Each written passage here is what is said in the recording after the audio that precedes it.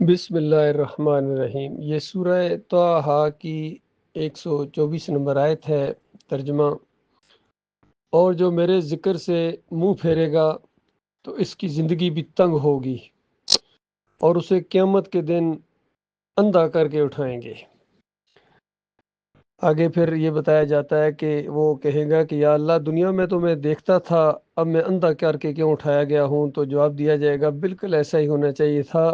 دنیا میں میری آیات تیرے سامنے آتی تھیں اور تو آنکھیں بند کر لیتا تھا، یعنی بالکل اس کی طرف توجہ ہی نہیں دیتا تھا، جیسے اندھا ہو کوئی۔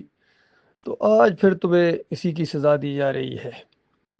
دیکھیے، آج پوری زمین کے اوپر گویا کسی آیت کا اطلاق ہو رہا ہے۔ آج پوری انسانیت نے آنکھیں بند کر لی ہیں ایمان کے حوالے سے، توحید کے حوالے سے۔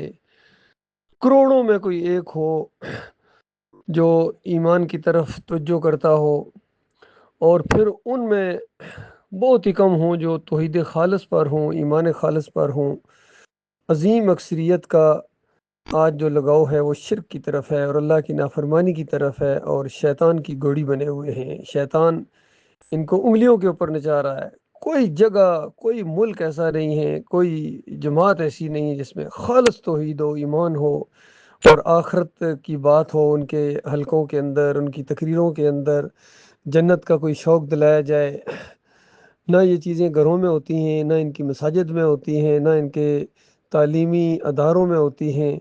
بس ہر طرف شیطانیت ہے اور وہ جو ہے اللہ کی نافرمانیاں ہیں۔ تو اس چیز کو قرآن میں جگہ جگہ مختلف انداز سے بیان کیا گیا ہے۔ احادیث میں بھی اس کا ذکر ہے، جس طرح ابھی اوپر کسی بھائی نے پوسٹ لگائی ہے بڑی پیاری، نبی علیہ السلام کی حدیث لگائی ہے کہ جلد ہی لوگوں پر ایسا زمانہ آئے گا، ایسا وقت آئے گا کہ اسلام صرف نام کی حد تک رہ جائے گا اور قرآن صرف رسم الخط کے طور پر ہوگا، اور ان کی مساجد بظاہر آباد مگر ہدایت کے اعتبار سے بالکل خالی ہوں گی، خراب ہوں گی۔ اور ان کے جو علماء ہوں گے اس دور کے اندر، یہ زمین کے اوپر بدترین مخلوق ہوں گے، اور انہی سے فتنے نکلیں گے اور انہی میں فتنے جو ہیں وہ جائیں گے۔ یعنی یہ جو علماء ہوں گے ان کے اس دور کے اندر، آج دیکھیے کوئی عالم دین ہو اس دور کا، یہ بریلویوں کے علماء ہوں، دیوبندیوں کا پوری ایک لسٹ ہے، اہل حدیثوں کے ہوں، سلفیوں کے ہوں، رافضیوں کے ہوں، جتنے بھی یہ نظر آتے ہیں آج کے دور کے اندر، مقررین بھی ہیں ان کے، تقی عثمانی، طارق جمیل جیسے، طاہر القادری ہو گیا، فضل الرحمان ہو گئے، خلیل الرحمان ہو گئے، منور سلطان ہو گئے، یہ سارے کے سارے جتنے بھی ہیں شرک کے ساتھ ان کے ایسے رابطے ہیں اور ایمان خالص سے ایسی چڑ ہے ان کو، توحید سے اس طرح یہ چڑ جاتے ہیں کہ جب اللہ کی بات ان کے سامنے آ جائے، کسی انداز سے خالص بات آ جائے تو ان کے جو ہے ماتھے کے اوپر شکنیں پڑ جاتی ہیں۔ تو یہ معاملہ ہے آج پوری دنیا میں اللہ کے بندوں، اسی وجہ سے اللہ کے عذاب ایسے ان کے اوپر آ رہے ہیں۔ پچھلی قوموں کے اوپر تو پتھروں کی بارش ہوئی تھی، ان کے اوپر میزائلوں کی اور سپر سونک میزائلوں کی، اور آگے ایٹم بم بالکل تیار کھڑے ہیں دنیا کے اندر، اور آگے جہنم کی آگ منہ کھولے ان کا انتظار کر رہی ہے۔ یہ مسئلہ ہے آج اللہ کے بندوں، کوئی انسانیت کے اندر اب خیر نہیں رہی ہے الا ماشاء اللہ۔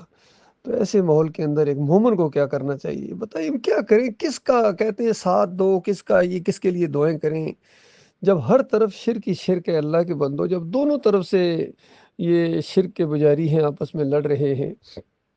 بالکل اس کی مثال وہ جو ایرانیوں کی اور رومیوں کی لڑائی ہو رہی تھی، اور دوسری طرف توحید کی دعوت اٹھی ہوئی تھی مکہ سے، بالکل وہی ماحول بن گیا ہے آج ان یہودیوں کی اور ایرانیوں کی بھی جو جنگ ہو رہی ہے۔ یہ حق اور باطل کی جنگ نہیں ہے، جو حق کو مانتے ہی نہیں ہیں وہ حق کے لیے کیسے لڑیں گے؟ جس طرح کہتے ہیں کہ اکبر کے مقابلے میں احمد سرہندی صاحب جناب کھڑے ہو گئے تھے حق کے مقابلے میں، حق جو حق کو مانتے ہی نہیں، یہ تو وحدت الوجودیہ تھے احمد سرہندی صاحب، توحید کو جو قرآن کی توحید ہے اس کے تو وہ دشمن تھے۔